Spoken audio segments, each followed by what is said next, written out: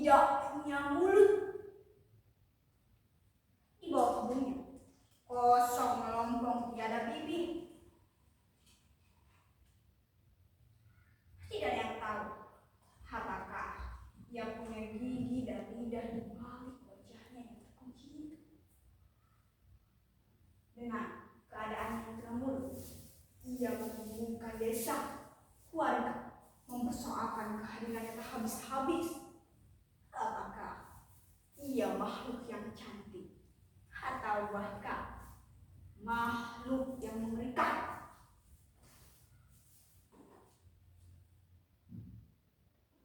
Kedua matanya membelah seperti mata ikan koki, tapi telinganya tajam seperti cakar harimau. Hidungnya bangir, namun tidak kepanjangan seperti Pedro. Kulitnya hangat dan lembut. Wajah dan air mukanya bagi semua kami, baik laki maupun perempuan, sangat cantik. Bahkan karena tukang penjual somai.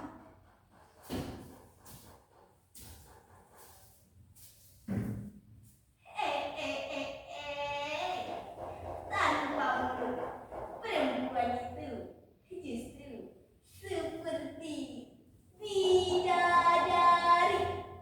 Siapa saja yang memandangnya dengan bebas dan rahasia akan dapat memunculkan dalam angan-angannya jenis mulut yang dia sukai. Mukanya itu begitu lunak.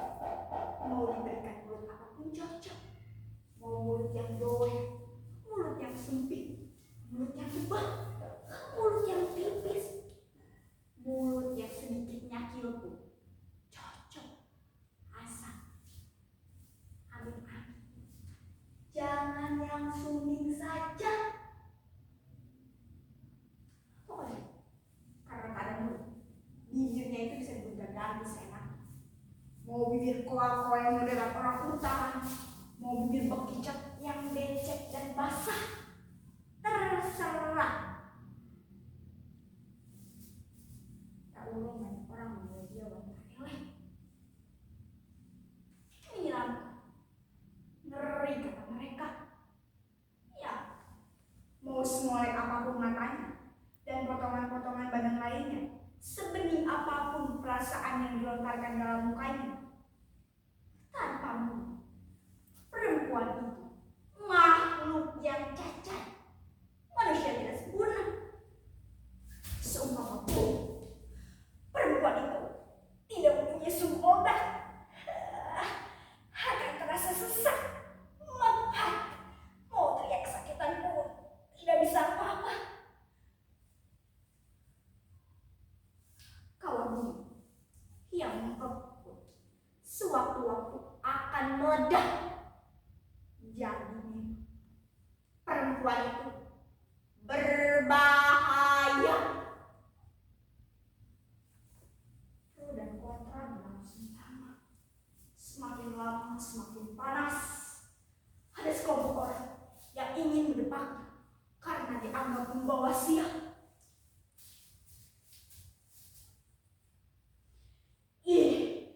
Ini kiriman iblis, kata mereka. Lawannya mempertahankan atas nama kemanusiaan yang adil dan beradab.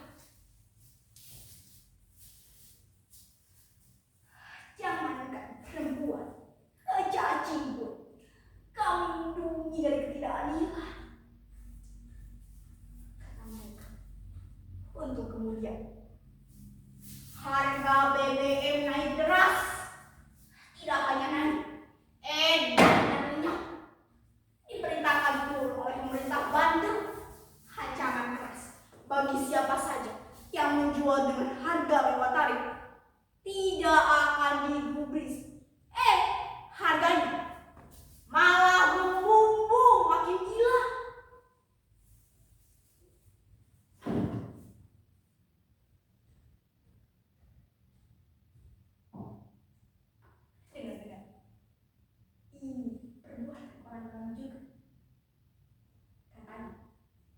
politik untuk mempersiapkan kemenangan pemilu nanti.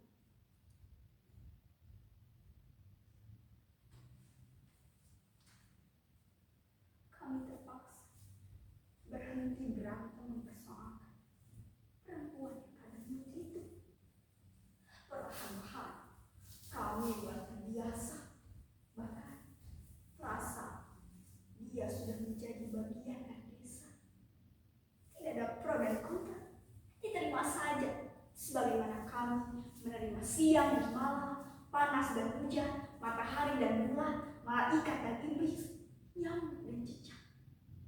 Ya, mulai kami memang berdebat, tapi hal itulah yang membuat kami semakin dekat dan akhirnya bersatu.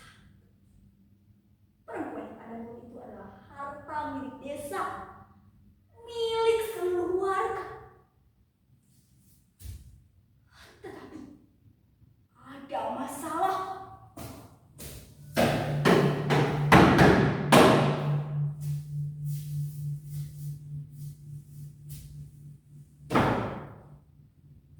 Atas nama keamanan dan kenyamanan, demi ketentraman masyarakat, siapa saja yang mengganggu stabilitas akan kami tindak tegas, tidak pandang bulu.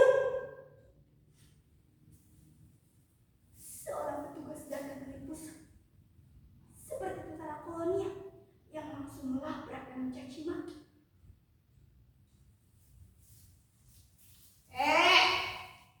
Tangkap! Tangkap cepat biar padinya! Tangkap serunya memberikan instruksi pada pagi hari yang cerah, di mana para pedagang baru membukakan pasarnya dan para anak jalanan mencaki bukunya untuk pergi ke sekolah. Tangkap! Tangkap cepat goblok! Hansip di desa kami memang patuh pada perintah atasan. Apalagi ini atasan dari atasannya. Mereka merasa tugas itu bergigi besar. Mereka berburu-buru menghalus pentungan yang biasanya belum pernah mereka jamah. Rumah wanita itu dikepung.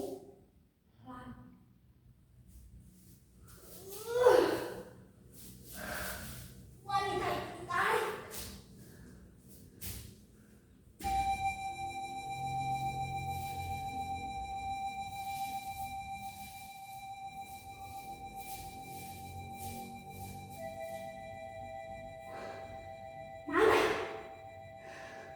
Mana mulut kamu?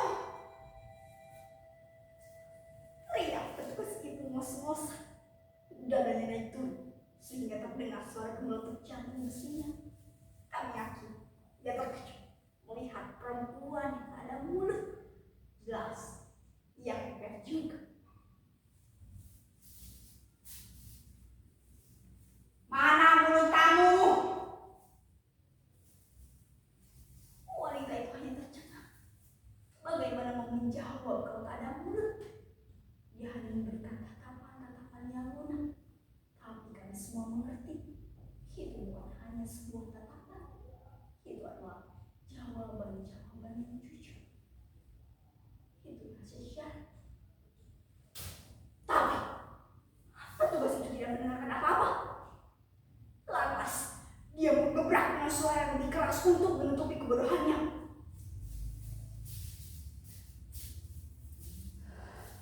Kamu sembunyikan di mana mulut kamu?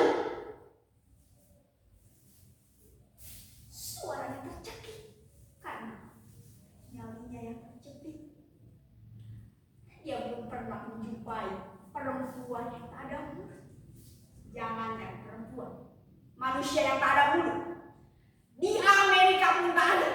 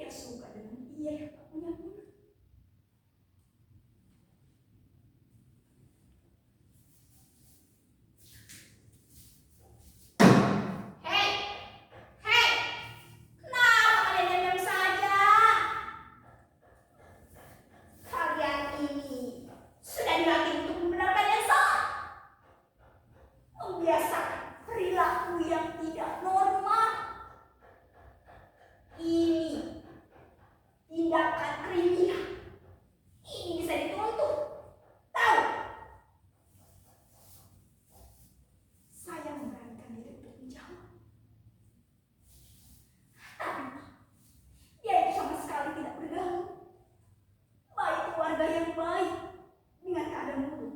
Dia bukan seorang yang cacat. Justru dia adalah seorang tetangga yang santun. Salah kaprah. Saudara ini salah.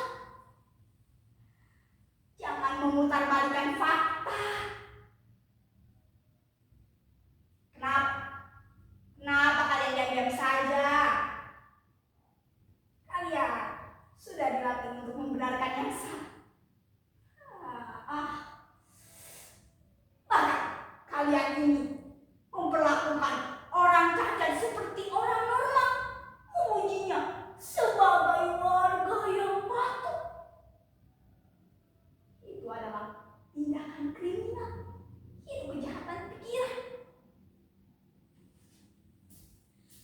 Tapi dia sama sekali tidak bersalah. Hanya saja Pak RT Pak RW. Dia tidak pernah mengganggu. Bikin gosip saja dia tidak pernah. Bagaimana mau bikin gosip Pak kalau dia tidak ada mulut? Saudara tertipu. Ya Tuhan. Aku sudah menanyanya tepat mata. Aku tahu dengan tak ada mulut. Justru dia banyak sekali bicara. Kalian semua tahu kan? Kita ini sedang belajar demokrasi. Belajar berbicara terbuka dan bebas. Nah, bagaimana dia mau berbicara terbuka dan bebas kalau tak ada mulut? Untuk sementara, perempuan ini kami amankan dulu sampai kita benar-benar merasa aman untuk membebaskan dia. Kami ini wajib mengamankan saudara-saudara yang setia membayar pajak. Kalian semua sudah membayar pajak, bukan?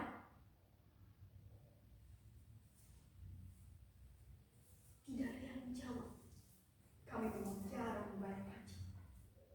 Tapi walaupun kami tak pernah membantah, kami sangat mempersoalkan tindakan undang-undang itu. Kenapa?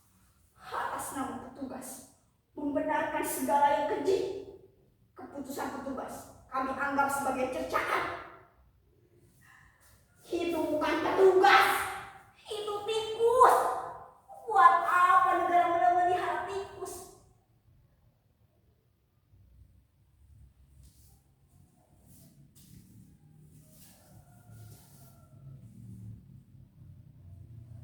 Lama ketidakadilan itu kami bahas. Maklum desa kecil. Kelapa yang sangat petir kami hebohkan selama 1 tahun.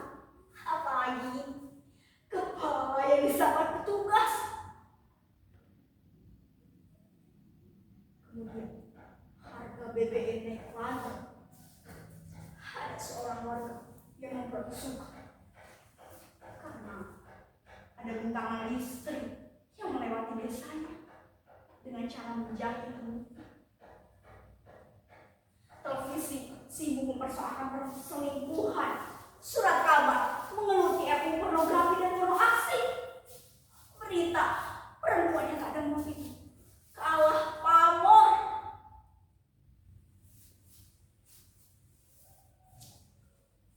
Alhamdulillah, setahun kemudian perempuan itu pulang.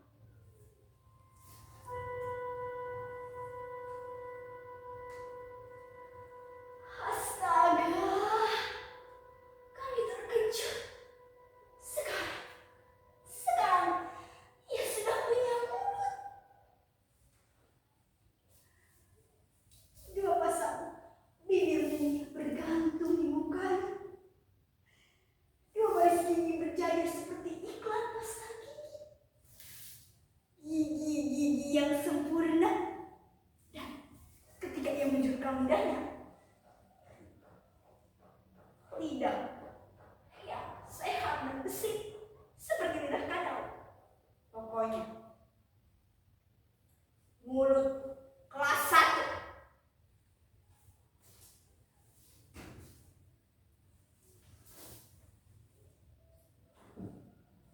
sekarang sudah bisa berbicara, bercerita panjang dan lebar.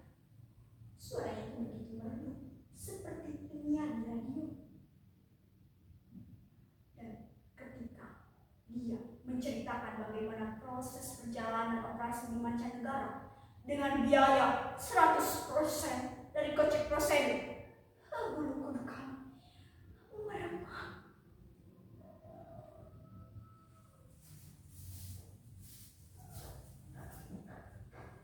Kini aku sudah punya mulut.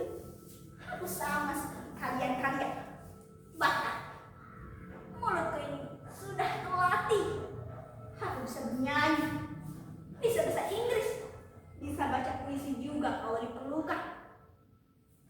Maaf, sekarang aku sudah bisa cipokan.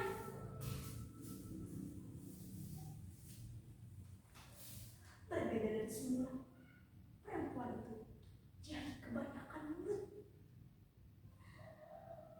Dia terus saja ngomong walaupun tidak ditanya. Tak peduli, kami sudah babak belur mendengarnya. Dari pagi sampai malam, dia terus saja ngomong. Sementara pada malam hari, orang lain pada tidur. Masih saja terdengar bercanda. Siapa tahu dia tersiksa juga. Mulutnya ngoceh terus, tapi dia sudah mengantuk. Sering kami melihat matanya sudah terpejam, tapi mulutnya nyerocos terus kayak ban bocor.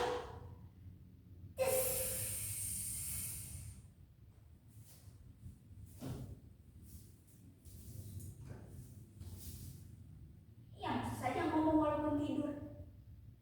Lapor tetangganya. Penilaian kami berubah setelah ia mempunyai mulut yang awalnya kami bilang cantik, tapi saya tidak punya mulut.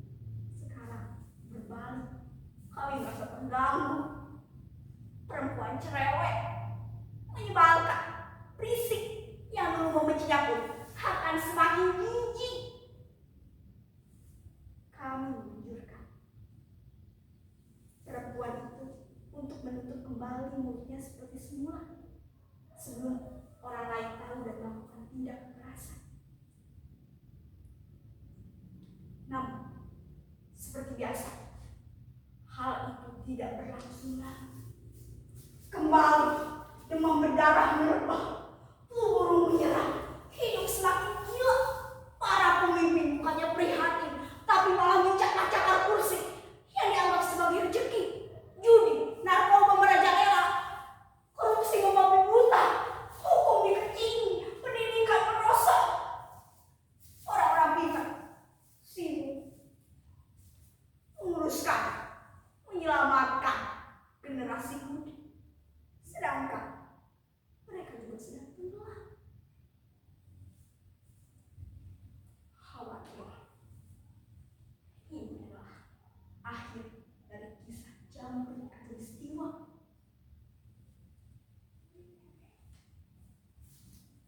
Tapi di kala itu petugas dari pusat data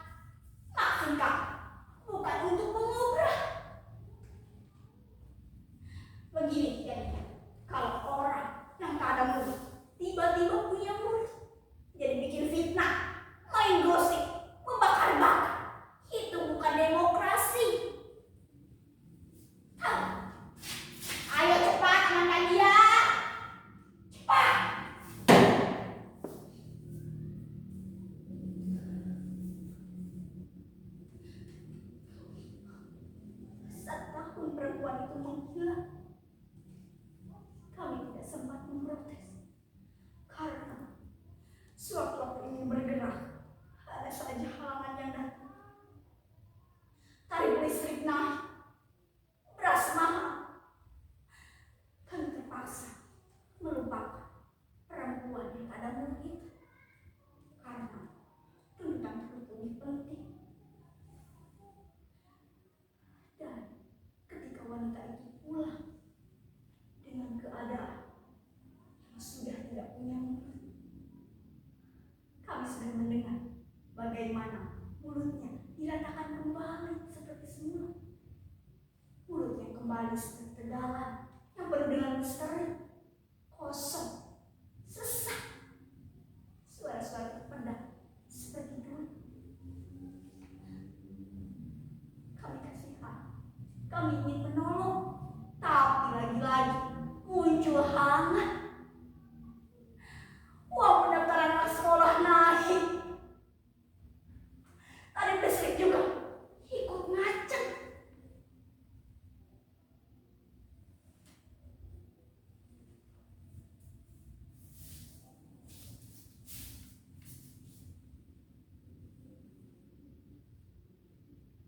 Pada suatu pagi, tetangga kami menjerit.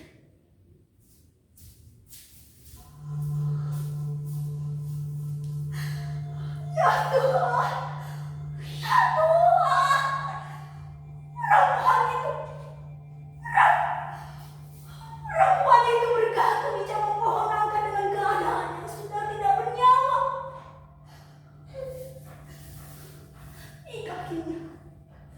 Di kakinya ada surat pengakuan.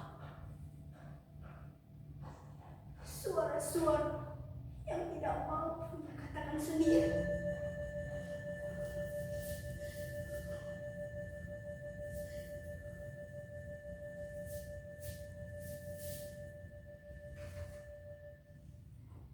Barangkali ini salah. Aku minta maaf. Tapi aku sudah putuskan untuk memiliki kesalahan ini, untuk memberhentikan segala kejadian yang terus-menerus menimpa diriku.